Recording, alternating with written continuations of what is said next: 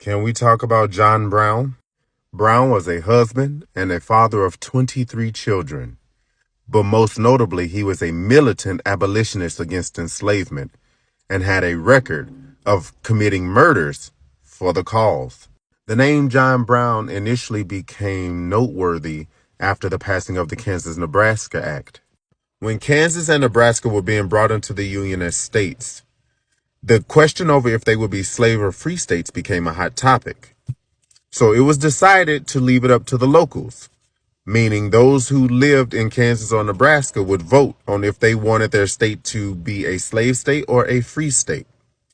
After that announcement, people from both sides of the argument began to flock to the states to vote for their specific side. This, of course, caused fighting and what would become known as Bleeding Kansas.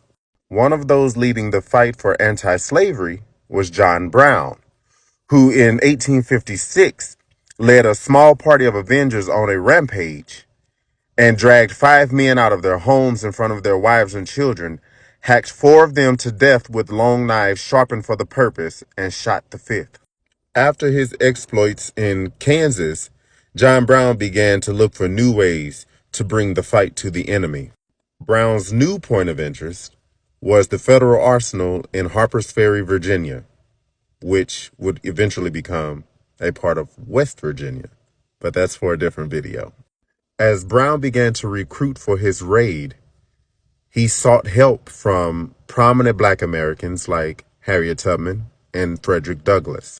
Douglass, who respected Brown's efforts, told him he didn't think he should do it, because not only would it fail, but it would cause more problems for those still enslaved.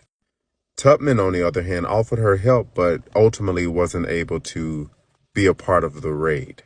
On October 16, 1859, Frederick Douglass proved to be right.